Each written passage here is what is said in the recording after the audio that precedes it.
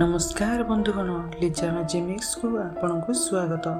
बंधुगण, आज मुझे आपन को एमती एक भयंकर कहानी कहबी जहाँ शुणिले राति एकुटिया जंगल रास्तार जावाक आप निश्चिंत डरवे। कहानीटी हूँ जड़े राक्षसी और जड़े युवकर। तेबे आसतु शुणा से अभिशप्त जंगलर कहानी। एक समय कथा, एक छोट गाँ थिला जार चारिपटे घेरी रही एक विशाल घन जंगल। दिन बेले जंगलटी जिते सुंदर देखा जाउतला, राति हेले सेते भयंकर हो जाउतला।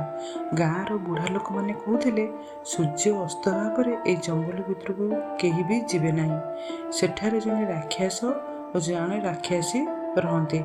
राक्षसटीर नाम थिला कालकेतु। तार शरीर बहुत बड़, आखि दुईटी निआ भली लाल एवं तार गर्जन शुणिले सारा जंगल कंपी उठुला। तार साथी थिला राक्षसी मोहिनी। मोहिनी दिन में जंगल एक पुराना गछ भितर लुचि रोला। राति हेले से जड़े सुंदरी महिलार रूप धरी जंगल रास्ता बुलूला। दिने गाँव में जड़े युवक रघु तार बापा औषध आने पड़ोसी गाँव को गला। फेरला बेलू संध्या होगला। गाँवर लोक मैंने अटकाई कहले, रघु आज जंगल रास्ते जानी, राति होगला। किंतु रघु कहला, मो बापा देह पूरा असुस्थ, औषध नहीं मत निहाती घरे पहुँचवा पड़ो। से हाथ में लंठन धरी जंगल रास्ता चलला। किछि समय पर चारिआड अंधार होगला। हठात रघु बोली कहीं नाम धरी डाकिले। रघु हटिगला। से पछकू चाहिला, कहीं नथिला। से पुणी चलने लगिला। किछि दूर जिबा परे पुणी शब्द आसला, रघु रघु एपटे आस। एथर शब्दटी जंगल भितर आसुला। रघु लंठन उपरकू उठाई देखिला, गछ तले जड़े सुंदरी महिला ठिया होइछि। से कांदी कांदी कहला, मते टिके घर पर्यंत नहीं छाड़ी दियो, मु एठारे एका अछि। रघु किछि कहवा पूर्व हठात देखिला से महिलार पाद उल्टा थिला। रघुर मन पड़गला गाँवर बुढ़ा लोकों कथा। से बुझीगला ये हूँ राक्षसी मोहिनी। रघु दौड़ाक लगिला। पछरू राक्षसर भयंकर हस शुणागला, हा हा हा, मते चिन्हिगलु। रघु दौड़ुला। हठात ता सामने एक विराट छाया आसी ठियागला। से उपरकू चाह देखिला कालकेतु राक्षस। राक्षसर गर्जन करी कहला, मो जंगल पशिबार साहस किए देला। रघु भयभीत हो साहस न हराई चलला। से हाथ में धरता लंठन को राक्षस आड़ को फिंगिदेला। लंठनटी भांगीगला एवं ता भीतर निआं जली उठिला। निआं देखी राक्षस और राक्षसी दुहें पछकू हटिगले।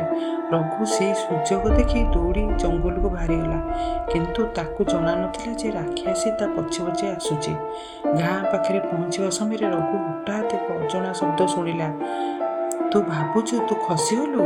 रघु पछकू चाहिला, कहीं नथिले। से दौड़ी घरे पहुँचीगला। किंतु से राति ता घर बाहर मोहिनीर हस शुणागला, हा हा हा। रघु झरका पाखक जाई देखिला घर बाहर मोहिनी ठिया होइतिला। आ ता पछपटे कालकेतु राक्षस ठिया होइतिला। रघु भयर आखि बंद करदेला। से समय गाँवर मंदिर में घंटी आपे आपे बाजिबाक लगिला। टन टन टन घंटीर शब्द शुणी राक्षस और राक्षसी चित्कार कर जंगल आड़ को पलाई गले। परदिन सकाळे गाँ लोक मैंने जंगल पाखक जाई देखिले माटी उपरे दुईटी विराट पाद चिन्ह थिला। आ से पाद चिन्ह जंगल भितर को जाई एक पुराना गुंफा पाखे शेष होइतिला। गाँवर बुढ़ा लोकटी कहला, एही राक्षस और राक्षसी एबे भी जीवित अछंती, केवल ठीक समय को अपेक्षा करछंती। सेही दिन ठारू गाँवर केही मध्य सूर्य अस्त पर से जंगल रास्ता जाऊ नथिले। किंतु आज भी अमावास्या राति जंगल भितर राक्षसर गर्जन और राक्षसर हस शुणा जाए, हा हा हा हा। तेबे बंधुगण, यही भयंकर कहानी आपन को केमती लगिला? जदि कहानी भल लगिला तेबे लिजा मैजिमिक्स को लाइक, शेयर और सब्सक्राइब करने को भूलिबेनी।